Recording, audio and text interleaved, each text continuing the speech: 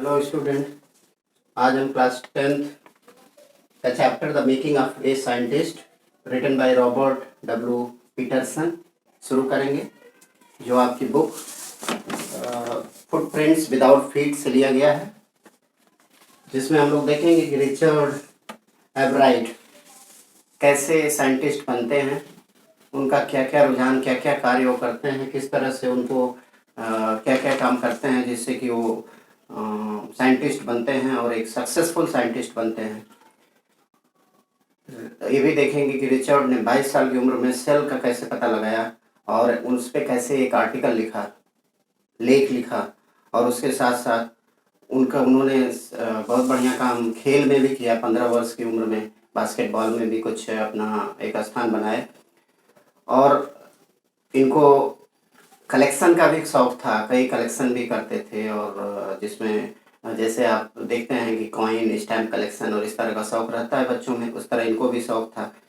और जब ये छोटे थे तो इन्होंने बटरफ्लाइज, रॉक्स और फॉसिल्स, कॉइन्स, इस तरह का कलेक्शन किया। इनका बहुत बड़ा योगदान जो है इनकी मम्मी द्वारा मिला। मम्मी जो है इनकी फादर की डेथ के बाद मम्मी जो है इनकी अच्छी कंपेनियन और गाइड बनी, और मम्मी ने इन्हें अच्छा जो है कई सारी चीज़ें ला के दी, जैसे टेलीस्कोप है, माइक्रोस्कोप है, कैमरा है, आदि चीज़ें ले आके दी, जिससे कि एक बढ़िया साइंटिस्ट बन सके। और जब इनके पास काम नहीं होता है तो मम्मी जो है इनको काम ढूंढती थी, किस तरह का काम ढूंढती थी, जो किताब का काम कुछ ऐसे देती थी जिसको एक बड़ा इंटरेस्ट लगा के करते थे। जब वो तीसरी ग्रेड में थे या तीसरे में थे तो मम्मी एक साथी के तौर पे थी, और आप जानते ही बताए हैं कि आपको रिचर्ड के पापा की मृत्यु हो चुकी थी, रिचर्ड एवराइट। एवराइट रिचर्ड की मम्मी बार बार यही कहती थी कि जब भी इनके पास काम नहीं होता तो मैं उनको काम ढूंढ के देती थी, और बड़े शौक से, बड़े ही मन से करते थे। जब सेकेंड ग्रेड में थे तभी उन्होंने 25 स्पेसीज ऑफ बटरफ्लाई को कलेक्ट किया था। बस 25 स्पेसीज ऑफ बटरफ्लाई, जो कि आपकी किताब में दिया हुआ है कौन कौन 25 स्पेसीज है। फिर उन्होंने एक बुक, जब वो कहीं जा रहे थे तो उसकी उनकी मम्मी ने एक बुक जो है ला के दी उनको, the travels of monarch 10, travels of monarch 10, उनको एक बुक ला के दी। उस बुक को इन्होंने पढ़ा, और मोनार्क उन्होंने देखा कि मोनार्क बटरफ्लाई सेंट्रल अमेरिका में कैसे चली गई, क्यों चली गई। उसमें लिखा था कि मोनार्क जो बटरफ्लाई है वो सेंट्रल अमेरिका में चली गई। तो वो जानना चाहे कि भाई इस पर रिसर्च किया जाए, इस पर ढूंढा जाए कि क्यों चली गई, क्या रीज़न था। इस तरह से, और बुक में और भी क्या क्या चीज़ें लिखा था कि बटरफ्लाई कैसे माइग्रेट हुई, क्या चीज़ें हुई। इन्होंने इस किताब को बड़े ध्यान से पढ़ा और इस पर रिसर्च करने की इन्होंने सोची। उसमें बटरफ्लाई, अब उसमें लिखा था कि बाद में बटरफ्लाई पे कुछ लोगों ने टैग भी लगाया, लेबल, टैग को जो है लेबल कहा गया। उसमें लास्ट में लिखा था कि किताब में कि डॉक्टर फ्रेडरिक द्वारा कहा गया कि बटरफ्लाई पर टैग यानी लेबल भी लगाया गया। और उसके बाद रिचर्ड की मदर ने अब तुरंत ये सभी चीज़ें लिखी, और रिचर्ड की मदर ने जो है एक दूसरे जो डॉक्टर उस समय के थे, डॉक्टर उर्को हार्ट को उन्होंने एक लेटर लिखा और कहा कि रिचर्ड ने एक हल्का लेबल उनके पंखों पर लगाना शुरू किया। रिचर्ड जो है बटरफ्लाई पकड़ता था और उस पर उनकी जो विंग्स पे क्या करते थे कि लेबल लगाते थे, टैग लगाते थे, और जब भी और फिर उसको छोड़ देते थे। तो अब वो टैग वाली कहते थे कि जो भी टैग वाली बटरफ्लाई ढूंढ के लाएगा वो सीधे इनसे संपर्क करे, उर्को हार्ट से, डॉक्टर उर्को हार्ट। तो इस तरह से जब उन्होंने देखा और ये सभी काम किया, और जो भी आगे देखिए कि रिचर्ड जब देखे कि फीमेल बटरफ्लाई, जब देखे कि भाई सब बटरफ्लाई भाग जा रही हैं, मिल नहीं रही हैं, तो उन्होंने क्या किया, फीमेल बटरफ्लाई का एग ला करके बेसमेंट में रखना शुरू किया। तो जब एग ला के रखना किया तो उसके बाद जो मदर बटरफ्लाई है, मोनार्क बटरफ्लाई है, वो तुरंत आना शुरू हो गई और बेसमेंट में आकर बैठना शुरू हो गई। और वो क्या करने लगे, अब सब पे एक टैग लगाने लगे उनके विंग्स पर, हल्का टैग, वजनदार टैग नहीं हुआ, उनमें कितना। तो इस तरह से उन्होंने हल्का टैग लगाना शुरू किया।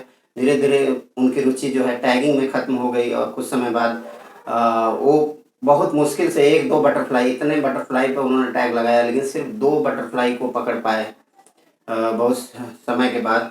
और फिर साइंस 7वीं कक्षा में जब वो थे तो वो क्या किए, साइंस फेयर में गए और साइंस फेयर में एंट्री करने का मौका कैसे मिला उन्हें, जब वो फ्रॉग सेल पर उन्होंने कुछ चीज़ें दिखाई कि फ्रॉग में सेल होते हैं और किस तरह काम करते हैं, और जिसको माइक्रो रिचर्ड के अंदर एक कम्पिटिटिव स्पिरिट आ रही थी।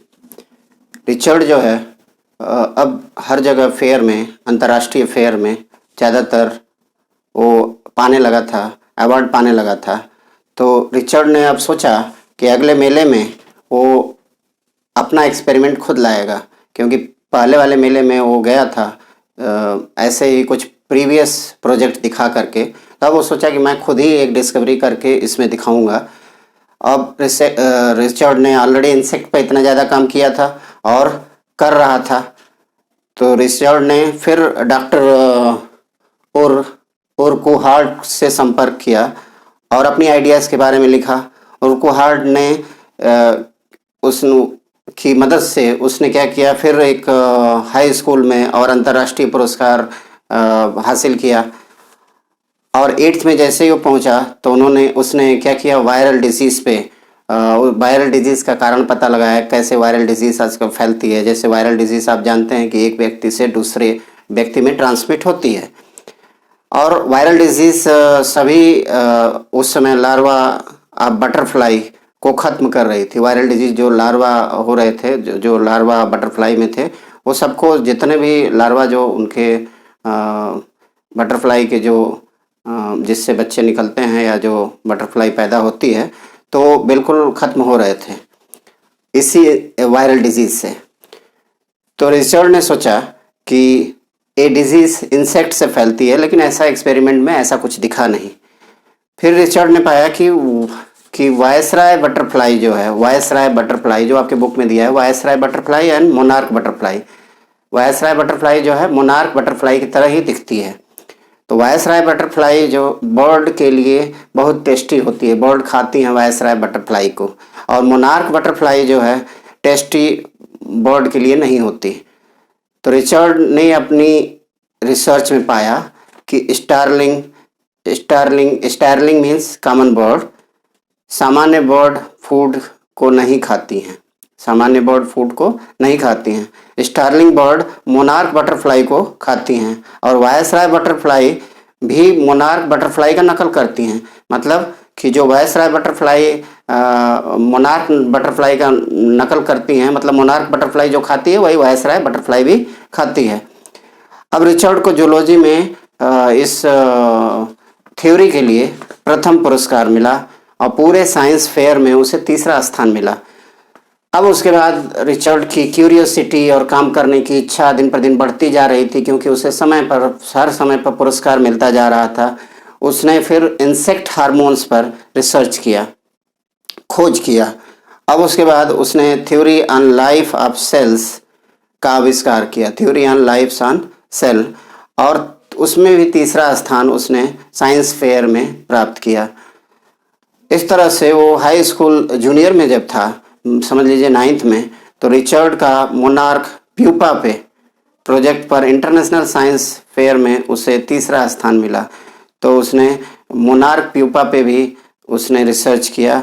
और हाई स्कूल सीनियर में जैसे वो 10 में पहुंचा तो उसमें उसने सेल का विकास, मोनार्क बटरफ्लाई से सेल का विकास कैसे होता है, मोनार्क बटरफ्लाई पे अध्ययन किया कि सेल का विकास कैसे होता है, और बटरफ्लाई सेल के विकास में कैसे सहायक होती है, सेल बटरफ्लाई विकास में कैसे सहायक होता है।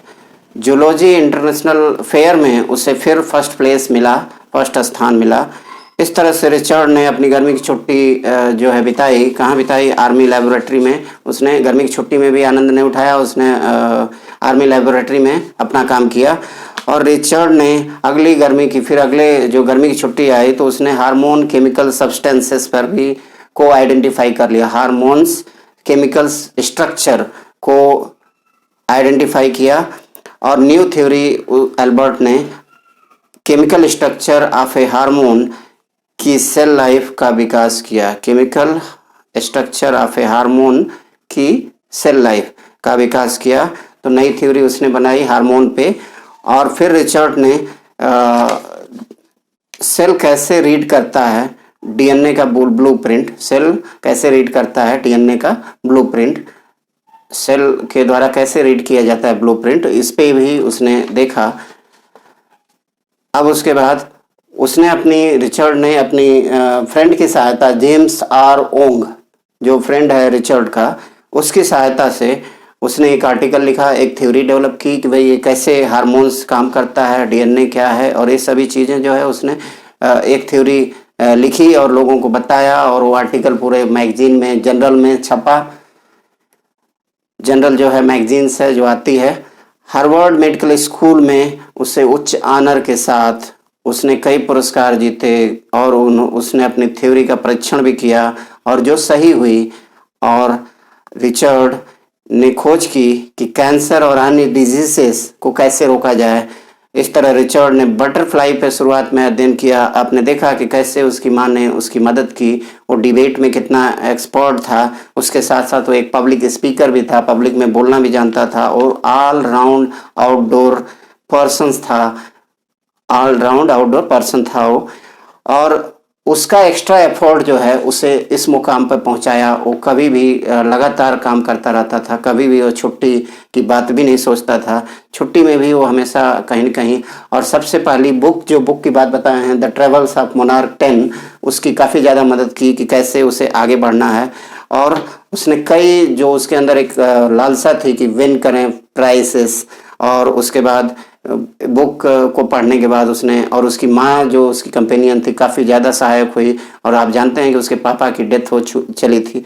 इस तरह से उसकी जो साइंटिफिक क्यूरियोसिटी है दिन पर दिन जो बढ़ती गई, और वो धीरे धीरे इस क्यूरियोसिटी के चक्कर में वो धीरे धीरे अपना कुछ न कुछ सोचने लगा, करने लगा, पढ़ने लगा, और दिन पर दिन जैसे ही, और उसके साथ साथ उसमें सबसे खास काम डॉक्टर ओरकू हार्ट ने भी किया, जो कि लगातार उसको समय समय पर रास्ता दिखाते रहते थे, डिबेट में पार्टिसिपेट कराते रहते थे। तो इस तरह से उसने अपना जो है रिचर्ड एब्राइट ने काफ़ी ज़्यादा प्रोग्रेस किया। Thank you children.